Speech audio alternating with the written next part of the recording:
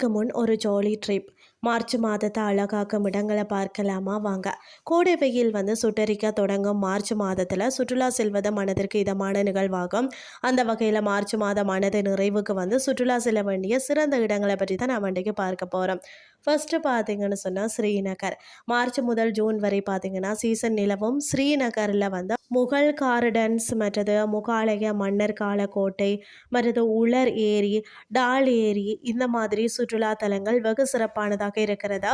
வெப்பநிலையும் அதிகபட்சம் 30 டிகிரி, குறைந்தபட்சம் பார்த்தீங்கன்னா 10 டிகிரியாக இருக்கிறதால பனிப்படர்ந்த மலை பிரதேசங்களை சுற்றி பார்க்க ஹனிமூன் சொல்கிறவங்களுக்கு ஒரு சிறந்த ஏற்ற இடமாகத்தான் இந்த ஜம்முவின் தலைநகர் அதாவது ஸ்ரீநகர் இருக்கிறதுன்னே சொல்லலாம்.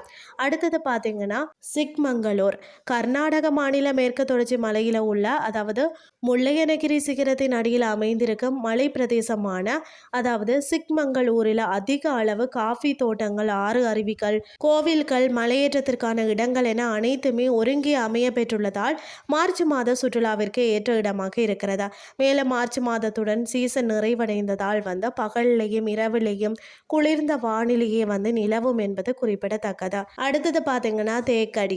இயற்கையை கொண்டாட நினைப்பவர்கள் பெரியார் வனவிலங்கு சரணாலயம், புல்மேடு மற்றது பாண்டிக்குழி, யானை சவாரி மற்றது போட்டிங், பறவைகளை பார்க்கவும் மனநிறைவாக ஒரு பொழுதை போக்கவும் கேரளாவில் இருக்கக்கூடிய தேக்கடிக்கு மார்ச் மாதத்தில் சுற்றுலா செல்லலாம். பிப்ரவரி மாதம் சீசன் முடியும் என்றாலும் மார்ச் மாதமும் மிதமான காலநிலை நிலவும். அடுத்தது பார்த்தீங்கன்னு சொன்னால் அஜந்தா எல்லோரா.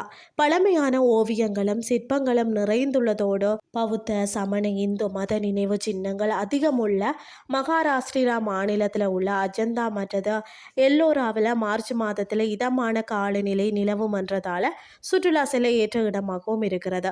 யுனெஸ்கோ பாரம்பரிய இடங்களில் ஒன்றான இங்கு மலையேற்றமும் செய்யலாம்.